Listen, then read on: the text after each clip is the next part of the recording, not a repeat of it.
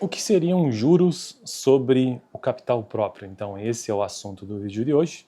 Isso tem a ver com diversas áreas, mas principalmente com administração financeira e também com contabilidade. É preciso ter uma noção básica de contabilidade para entender melhor o que significam, ou o que significa, né, o juro sobre o capital próprio. Eu estou construindo uma playlist neste canal sobre administração financeira, sendo que o livro-texto base que estou utilizando, Fundamentos de Administração Financeira, do professor Azaf Neto, um dos autores, e eu estou atualmente no tópico sobre mercado de ações. Estou tratando, né, sobre mercado de ações, já tratei sobre o que são ações, quais são os seus tipos de forma básica, as ordinárias e as preferenciais, também tratei sobre ações de forma nominativa, também expliquei o que significam os rendimentos, e esses rendimentos que as ações proporcionam aos seus donos, ou seja, aos acionistas, podem ser de algumas maneiras. Esses rendimentos podem vir por meio de dividendos, já tratei aqui no canal, e a segunda maneira é a partir de juros sobre o capital próprio, que é o assunto do vídeo de hoje. Também pode vir a partir de bonificação, a partir de valorização. Às vezes eu acho que o calor não faz bem a gente, né? Porque eu estou numa sala que está extremamente quente hoje aqui em Curitiba. A gente que mora em Curitiba se sente um peixe fora d'água quando faz calor. E está muito, muito quente hoje. E parece que você não consegue raciocinar direito. Bom, voltando ao vídeo então.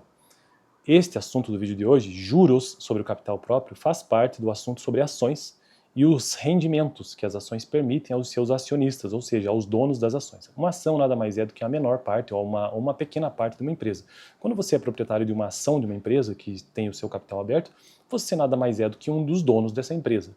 Você tem uma ação, você é um dos donos dessa empresa, pois as ações estão lá no balanço patrimonial de uma empresa, que evidencia todo o conjunto de bens, direitos e obrigações de uma empresa. As ações, elas estão alocadas, esses valores, lá no patrimônio líquido. Ou seja, você faz parte, então, do capital próprio da empresa, dos donos dessa empresa.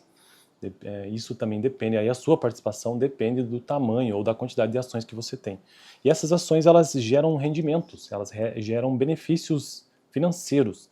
E esses rendimentos podem acontecer por meio de dividendos, ou por meio de juros sobre capital próprio, ou então por meio de bonificação, ou então de valorização, ou então de direitos de subscrição. E hoje, então, juros sobre o capital próprio. No Brasil, as empresas podem também remunerar os seus acionistas pelo pagamento de juros calculados sobre o capital próprio. O valor distribuído é descontado dos dividendos previstos para a distribuição com base nos lucros apurados. Essa forma de remuneração traz vantagens fiscais à empresa, dado que esses juros pagos, ao contrário dos dividendos, são considerados como dedutíveis para efeito de cálculo do imposto de renda. Há, porém, certas limitações e condições estabelecidas para essa forma de distribuição de resultados prevista em legislação específica. Aqui no texto ele não traz qual é essa legislação específica e nem maior detalhamento sobre juros sobre o capital próprio. Mas, de modo geral, o que significa o juros sobre capital próprio é que ao invés de você receber, você tem ação de uma empresa, ao invés de você receber dividendos dessa empresa, isso vai depender da política da empresa, ela te remunera a partir de juros sobre o capital próprio. Por quê? Imagine que quando uma empresa vai fazer um empréstimo no mercado, ela tem que pagar juros sobre capital de terceiro, né? Então, vamos supor, eu tenho uma empresa de fabricação de macarrão e eu preciso de dinheiro, eu vou captar esse dinheiro como?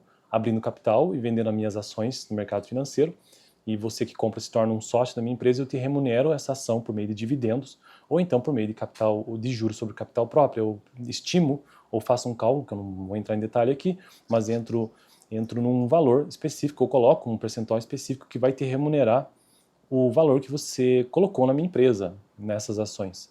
Então isso é o juros sobre o capital próprio. Os sócios recebem um valor, um percentual firmado, né, sobre o que eles colocaram na empresa.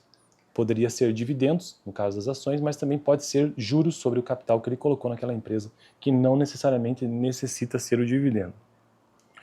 É basicamente isso, porque num balanço patrimonial, uma empresa, no balanço patrimonial você tem ali a parte daquele balanço que representa as obrigações que são o capital de terceiro ou capital próprio. O capital próprio é todo o patrimônio líquido e o capital de terceiro é todo o resto. Então, voltando àquilo que eu estava iniciando agora há pouco, tratando sobre uma empresa, por exemplo, eu tenho uma empresa de macarrão, supondo, e eu vou buscar então recursos, seja de capital próprio, ou seja, de pessoas que investem na empresa, e aí eu preciso remunerar esses juros sobre o capital próprio, ou então eu vou buscar no mercado financeiro. Se eu faço um empréstimo lá no banco, então isso é um juro, eu teria que pagar juros sobre isso, mas de capital de terceiros. Esse capital não pertence à empresa propriamente dito. Só é capital próprio aquilo que já está dentro do patrimônio líquido. É basicamente isso que significa. No próximo vídeo quero tratar sobre bonificação como uma outra maneira de rendimento no mercado de ações também.